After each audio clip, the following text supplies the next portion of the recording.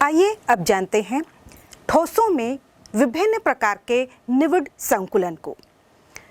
विभिन्न प्रकार के क्रिस्टल जालकों में उनके अवयवी कण यानी कि परमाणु, अणु अथवा आयन एक निश्चित क्रम में व्यवस्थित रहते हैं।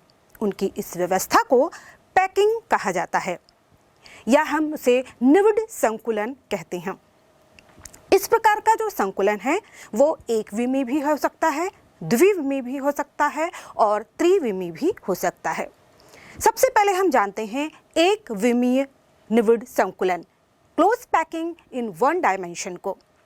इसमें यदि हम गोलों या परमाणुओं को एक ही दिशा में एक के बाद एक क्रम से रखते चले जाएं, तो एक ही दिशा में इस प्रकार का जो संकुलन हमें प्राप्त होगा उसे एक विमीय संकुलन कहा जाता है। इस प्रकार के संकुलन में आप देखेंगे कि प्रत्येक एक गोला दो गोलों के संपर्क में होता है और इस तरह से प्रत्येक गोले या परमाणु का कोऑर्डिनेशन नंबर उप सहसंयोजन संख्या 2 होती है। उप सहसंयोजन संख्या वह होती है बच्चों कि किसी भी क्रिस्टल जालक में कोई परमाणु अपने निकटवर्ती जितने परमाणुओं से घिरा हुआ होता है या बंध के द्वारा बंधा हुआ होता है, उसे हम उस परमाणु की उप सहसंयोजन संख्या कोऑर्डिनेशन नंबर कहते हैं। अलग अलग प्रकार की निविड संकुलन या क्लोज पैकिंग में हमें प्रत्येक परमाणु की कोऑर्डिनेशन नंबर भी भिन्न भिन्न होती है। अब हम देखते हैं द्विविमीय निविड संकुलन। जब हम द्विविमीय संकुलन करते हैं उस समय सबसे पहले हम गोलों को एक ही क्रम में एक विमीय संकुलन की तरह एक क्रम में व्यवस्थित करते हैं। उसके बाद जब हम दूसरी लेयर लगाएंगे, दूसरी लाइन जब हम लगाते हैं तो वहाँ पर हमारे पास दो संभावनाएं हो सकती हैं। एक तो ये कि हम द्वितीय लाइन के गोलों को प्रथम लाइन के गोले के ठीक नीचे रखते चले जाएं और इस प्रकार से जब जो संकुलन हमें प्राप्त होगा उसे हम वर्ग निविड संकुलन कहते हैं। स्क्वायर क्लोज पैकिंग कहा जाता है। इस अवस्था में आप देखेंगे कि प्रत्येक गोला 4 अन्य गोलों के संपर्क में होता है और इस तरह से गोले की या परमाणु की कोऑर्डिनेशन नंबर 4 होती है। दूसरे प्रकार का यदि हम देखें, प्रथम लाइन के बाद दूसरी लाइन को यदि हम उसके ठीक नीचे न रखकर दो गोलों के बीच में रखते चले जाएं, तो इस प्रकार हमें दूसरे प्रकार का संकुलन प्राप्त होगा जिसे षटकोणीय निविड संकुलन हेक्सागोनल क्लोज पैकिंग कहते हैं। इस प्रकार के पैकिंग में आप देखेंगे कि प्रत्येक एक गोला, यहाँ पर यदि इसको मिलाते चले जाएं इन रेखाओं को, आप देखेंगे कि एक हेक्सागोन षटकोण हमें प्राप्त होता है और प्रत्येक गोला 6 अन्य गोलों के संपर्क में होता है और इस प्रकार के संकुलन में परमाणुओं की कोऑर्डिनेशन नंबर 6 होती है। आइए अब देखते हैं त्रिविमीय निविड संकुलन, क्लोज पैकिंग इन 3 डायमेंशन। त्रिविमीय में क्लोज पैकिंग करते समय हमारे पास 2 संभावनाएं होती हैं। द्विविमीय संकुलन में हमें 2 संरचनाएं मिली, वर्ग निविड संकुलन और षटकोणीय निविड संकुलन। यदि हम वर्ग निविड संकुलन की परतों को लेकर त्रिविमीय संकुलन का निर्माण करें तो वहां पर भी हमें 2 संभावनाएं मिलती हैं। पहली संभावना होगी यदि हम द्विविमीय निविड संकुलन की परतों के ठीक ऊपर दूसरी परत को बिछा दें, तो ऐसी स्थिति में नीचे वाले प्रत्येक गोले के ऊपर दूसरी परत के गोले होंगे और इस प्रकार का जो त्रिविमीय संकुलन हमें प्राप्त होगा उसे कहा जाता है सरल घनीय संकुलन। इस प्रकार की जो व्यवस्था हमें मिलेगी वो मिलेगी सरल घनीय। इस प्रकार को ए संरचना भी कह सकते हैं। इस प्रकार का यहाँ पर जो कोऑर्डिनेशन नंबर होगा वो प्रत्येक परमाणु का वो 6 होता है और इस प्रकार का जो उदाहरण है हमें सीजियम क्लोराइड में देखने को मिलता है। साथ ही साथ यदि हम इसमें कुल कणों की संख्या की गणना करें तो कुल कणों की संख्या 1 प्राप्त होती है। और साथ ही साथ यदि हम इसकी पैकिंग क्षमता को जाने तो पैकिंग क्षमता इसकी 52.8% होती है।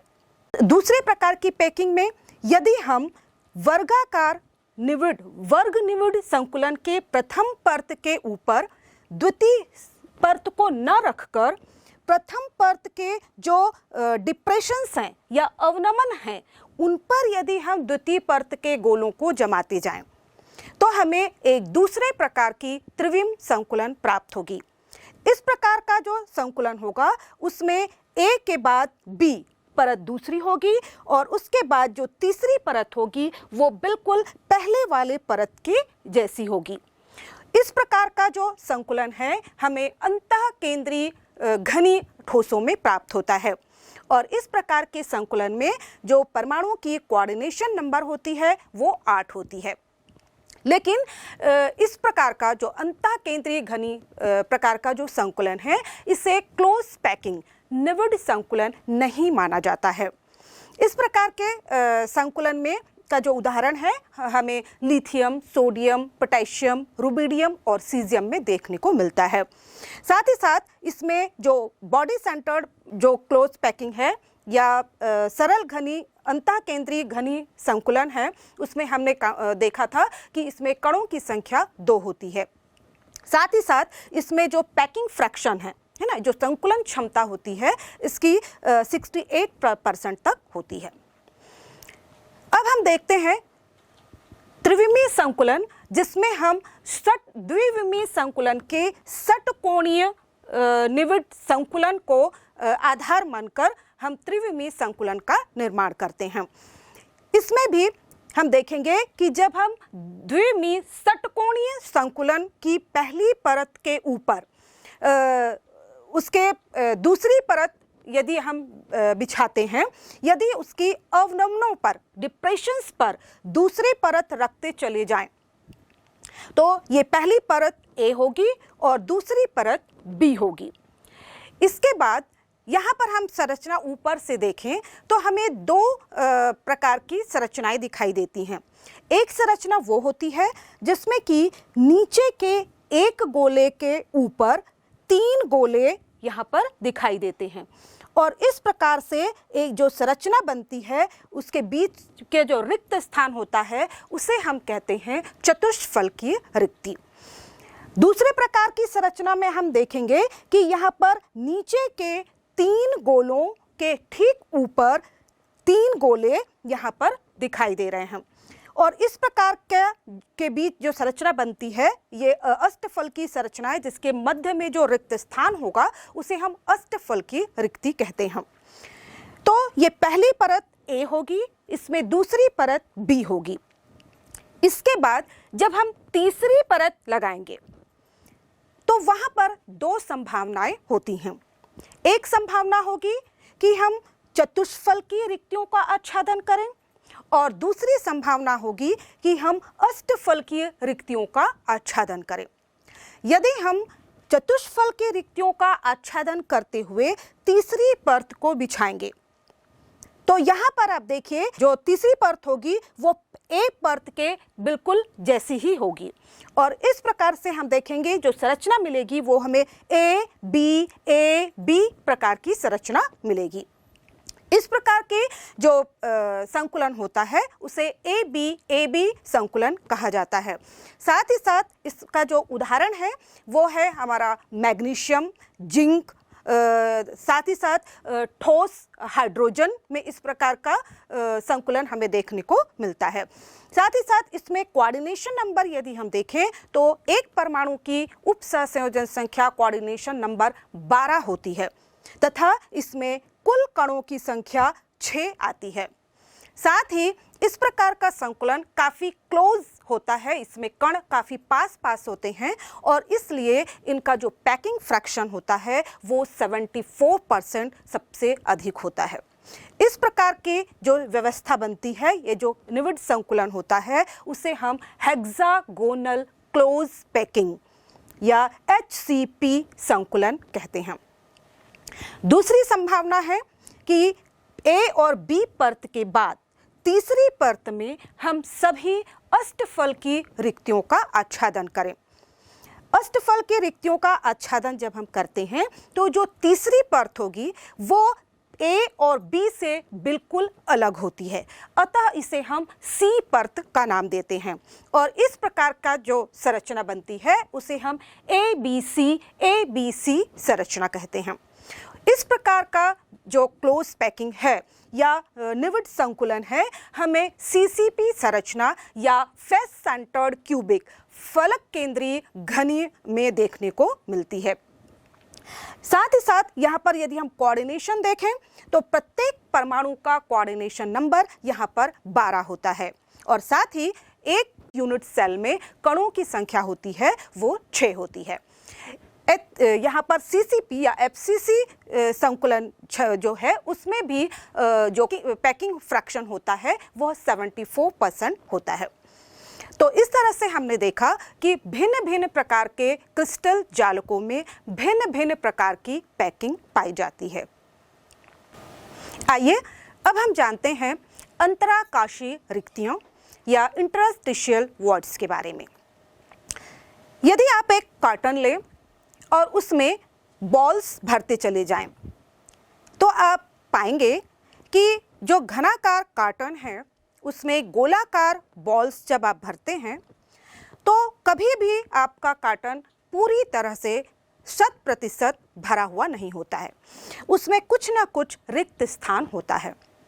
ठीक इसी प्रकार जब विभिन्न क्रिस्टल जालकों में परमाणु अणुओं या आयनों की पैकिंग होती है, उनकी जो व्यवस्था होती है, क्योंकि उसमें परमाणुओं का आकार गोलाकार माना गया है, तो वहाँ पर कभी भी जो क्रिस्टल जालक का संपूर्ण 100% आयतन भरा हुआ नहीं होता है, वहाँ पर कुछ ना कुछ रिक्त स्थान पाया जाता है और इन रिक्त स्थानों को हम अंतराकाशीय रिक्तियाँ या इंटरस्टिशियल वॉइड्स कहते हैं।